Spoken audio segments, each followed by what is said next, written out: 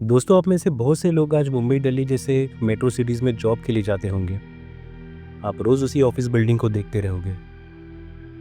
पर क्या हो अगर उस ऑफिस बिल्डिंग का पूरा एक फ्लोर ही हॉन्टेड हो?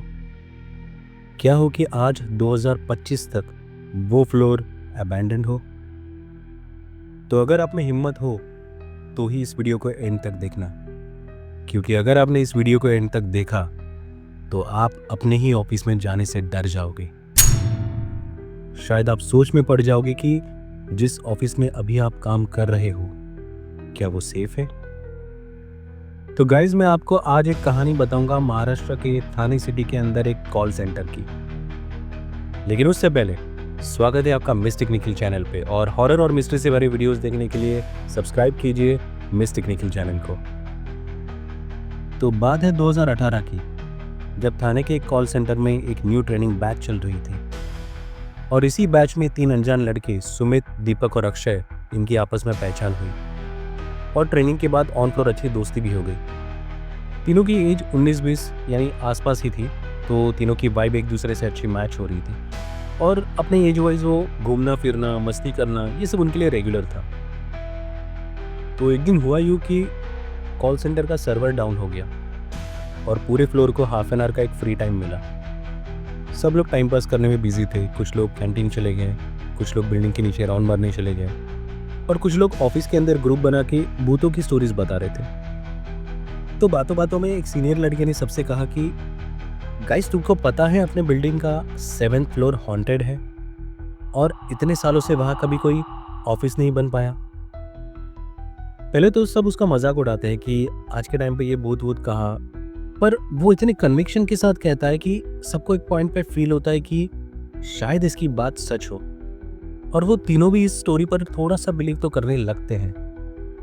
और उसी में अचानक एक दिन एक किस्सा पूरे ऑफिस बिल्डिंग में वायरल हुआ कि नाइट शिफ्ट में एक वॉचमैन लिफ्ट के अंदर चेयर पर बैठा हुआ था और तभी अचानक लिफ्ट 9th फ्लोर पर जाने के लिए ब्लिंक होने लगी, ऊपर जाने लगी। पर ऊपर जाने से पहले 7th फ्लोर पर लिफ्ट का दरवाजा ओपन हुआ और बाहर बहुत अंधेरा था। एक पॉइंट के लिए वॉचमैन भी बहुत डर गया, पर लिफ्ट का दरवाजा बंद हो जाता है और वॉचमैन रिलैक्स करने ही वाला था कि तभी वॉचमैन जिस चेयर पर बैठा था उस चेयर के साथ हवा में उड़कर सामने वाले लिफ्ट के दरवाजे पर टकरा जाता है, जैसे किसी ने उसे चेयर के साथ उठाकर उस दरवाजे पर पटक दिया हो। और तभी 9th फ्लोर आता है और लिफ्ट का दरवाजा ओपन हो जाता है।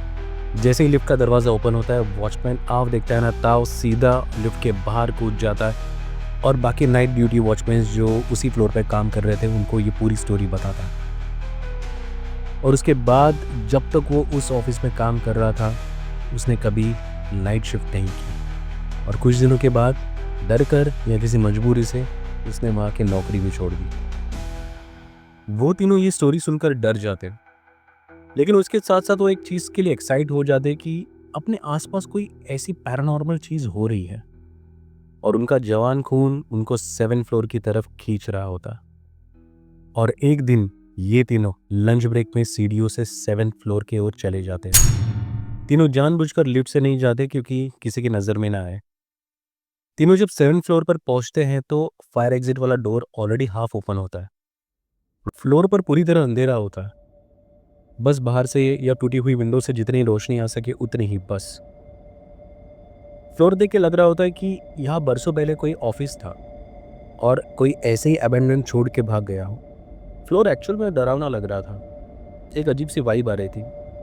एक टाइम तो सुमित सबको वार्न भी करता है कि यहाँ उसे अजीब फीलिंग हो रही है, चलो चलते हैं यहाँ से। पर अक्षय और दीपक ऐसे थे कि जिनको थोड़ा और एक्सप्लोर करना था, तो तीनों चलते हुए आगे बढ़ते हैं। हर तरफ बस धूल, मकड़े के जाले और पूरे फ्लोर पर एक अजीब सी बदबू थी। तो ये तीनों अब तक फ्लोर के बीचों बीच आ चुके थे। सुमित उनमें सबसे ज़्यादा डरा हुआ था। तीनों आपस में डिस्कस कर रहे थे कि सोचो ये जगह कैसी होगी जब ये ऑफिस पूरा वर्किंग कंडीशन में होगा। तीनों नज़र घुमाते हैं और सीढ़ी और लिफ्ट वाला एरिया बहुत पीछे छूट गया था, जो कि अभी दिख भी नहीं रहा था। चारों तरफ बस खंडर जैसा नज़ारा होता। और तभी जब सुमित नज़र घुमा रहा था तो उसे एक कोने में टेबल के पीछे कुर्सी पर कोई बैठा हुआ ऐसा फील होता है। वो झट से नज़र घुमाता है और अपनी नज़र पहले वाली जगह पर लाता है, लेकिन वहाँ पर वो चेयर खाली होती है। उसे लगता है कि ये उसका वहम होगा, तो ये बात वो किसी से शेयर नहीं करता। अक्षय जो थोड़ा आगे चल रहा होता है, वो एक टेबल को टेक कर उसके सहारे खड़े रहता है और पीछे मुड़कर अपने दोनों दोस्तों से बातें भी कर रहा होता है। और तभी अक्षय को ऐसा फील होता है कि किसी ने पीछे से उसके कंधे पर हाथ रख दिया हो। अक्षय झट से टर्न होकर पीछे देखता है, लेकिन उसके पीछे कोई नहीं होता। तो अक्षय उस टेबल से हट जाता है और अब डरने की बारी दीपक की थी।